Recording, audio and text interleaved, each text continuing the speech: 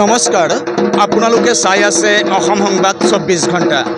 আজি আমি অসম সংবাদ 24 ঘণ্টা এখি উপস্থিত হৈছোঁ শহীদ নগৰী ঢেকিয়াজুলিত। আৰু শহীদ নগৰী ঢেকিয়াজুলিত আজি বিজয়া দশমী উপলক্ষে এক উদুলি মুদুলি পৰিৱেশ দেখিবলৈ পোৱা গৈছে। কিয়নো আজি যেহেতু শাৰদীয় দুৰ্গা পূজাৰ বিজয়া দশমী, আজি মা দুৰ্গাক বিসৰ্জন দিয়া হ'ব আৰু তাকে লৈ এক উদুলি মুদুলি পৰিৱেশ বিৰাজ কৰিছে শহীদ নগৰী ঢেকিয়াজুলিত। আমি দেখুৱাই আছোঁ সামগ্ৰিক পৰিৱেশ। এয়া হৈছে ঢেকিয়াজুলিৰ পৰিৱেশ।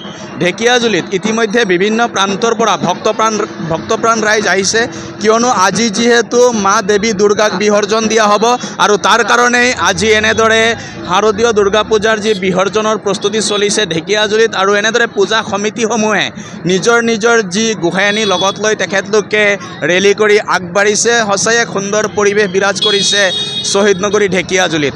আৰু শহীদ নগৰী ঢেকিয়াজুলিত এনেদৰেই আজি দেৱীক বিসৰ্জন দিয়াৰ যি প্ৰক্ৰিয়া আৰু তাৰ লগত সংগতি ৰাখি ৰাইজসকলে ওলাইছে সমদল, আৰু এনেদৰেই সমদল কৰি এতিয়া দেৱীক বিসৰ্জন দিবলৈ যাব। এক সুন্দৰ পৰিৱেশ দেখিবলৈ পোৱা গৈছে ঢেকিয়াজুলি নগৰৰ মাজমজিয়াত। আৰু ইতিমধ্যে আৰক্ষীৰ লোকসকলেও তেখেতলোকৰ যি কৰ্তব্য অতি নিষ্ঠা আৰু সততাৰে পালন কৰি আছে, তেখেতলোকেও নিয়ন্ত্ৰণ কৰিবলৈ চেষ্টা অব্যাহত ৰাখিছে। আৰু এনেদৰেই এইবেলি শাৰদীয় দুৰ্গা পূজাৰ যি বিসৰ্জন অনুষ্ঠিত হ'ব। আৰু ইয়াতে আছে ভক্তপ্ৰাণ লোক, আমি তেখেতলোকৰ পৰা কিছু কথা জনাৰ চেষ্টা কৰিম। দেখা গৈছে যে আজি দেৱীৰ বিসৰ্জন দিয়া হ'ব, কি ক'ব আজিৰ দিনটো? আজি বৰ শুভ দিন, দশমীৰ দিন, বহুত আনন্দ লাগিছে।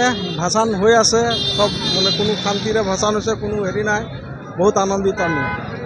দেখা গৈছে যি আমাৰ প্ৰিয় কণ্ঠশিল্পী জুবিন গাৰ্গৰ মৃত্যুৰ পিছতে এইবেলি পূজাৰ যিসমূহ মনোৰঞ্জনকামী কাৰ্যসূচীসমূহ প্ৰতিটো পূজা সমিতিয়ে বাতিল কৰিছিলে, আৰু এই দুখৰ মাজেৰে আজি পুনৰ দেৱীৰো বিদায় হ'ব, দেৱীক বিসৰ্জন দিয়া হ'ব, কি ক'ব? হয়, এইটো আমাৰ মানে অলপ দুখ লাগিছে। সেইকাৰণে আমি ডিজে গান বাজনা বজোৱা নাই, শান্তি মনেৰে। আৰু আগতে প্ৰত্যেক বছৰে লাইন ধৰি নম্বৰ দি গৈ আছিলোঁ, তেনেকৈ যোৱা নাই। যোনে যেনেকৈ পাৰিছে শান্তি মনেৰে যাই ভাষণ কৰি আছে।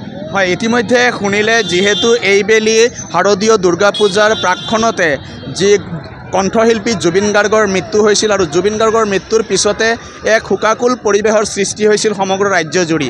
আৰু এই শোকাকুল পৰিৱেশৰ মাজতে আজি দেৱীৰ বিসৰ্জন কাৰ্যসূচী অনুষ্ঠিত হৈছে ঢেকিয়াজুলিত। আৰু ঢেকিয়াজুলিৰ পূজা সমিতিসমূহে অতি শান্তিপূৰ্ণভাৱে নিজৰ নিজৰ যিসমূহ মূৰ্তি লৈ গৈছে বিসৰ্জনৰ কাৰণে, আৰু এইবেলি ডিজে বজোৱা ব্যৱস্থা সম্পূৰ্ণ পৰিহাৰ কৰিছে প্ৰতিটো পূজা সমিতিয়ে। আৰু সঁচাই এক সুন্দৰ পৰিৱেশৰ মাজেৰে আজিৰ এই বিসৰ্জন প্ৰক্ৰিয়া চলি আছে, আৰু প্ৰতিটো পূজা সমিতিয়ে নিজৰ নিজৰ মূৰ্তিসমূহ বিসৰ্জন দিবলৈ লৈ গৈছে।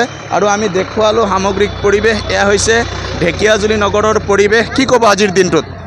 আজিৰ দিনটো খুবেই উৎফুল্লিত দিন, খুবেই বতৰটো ভাল কৰিছে। আজি বতৰ অনুসাৰে ভাল হ'ব লাগে, মানুহ গেদাৰিং ভালেই হৈছে, শান্তিপূৰ্ণভাৱে হৈ আছে বিসৰ্জন।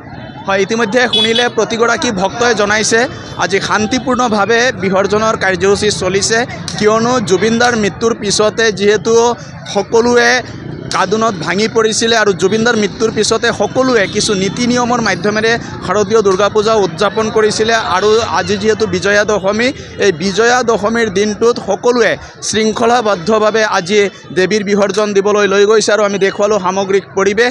এয়া হৈছে শহীদ নগৰী ঢেকিয়াজুলিৰ দৃশ্য। এনেদৰেই আৱালে বৃদ্ধ বনিতা জীয়ৰী বোৱাৰী সকলোৱে ওলাই আহিছে বিসৰ্জন চাবলৈ, দেৱীক বিদায় দিবলৈ। আৰু এনেদৰেই আজি যি দেৱীৰ বিসৰ্জন কাৰ্যসূচী চলিছে ঢেকিয়াজুলিত। আৰু সকলোৱে অসম সংবাদ 24 ঘণ্টা চাই থকাৰ কাৰণে মই প্ৰশান্ত বৈশ্যই শহীদ নগৰী ঢেকিয়াজুলিৰ 15 নং ৰাষ্ট্ৰীয় ঘাইপথৰ পৰাই সকলোলৈ শাৰদীয় দুৰ্গা পূজাৰ অভিবাদন জ্ঞাপন কৰিছোঁ।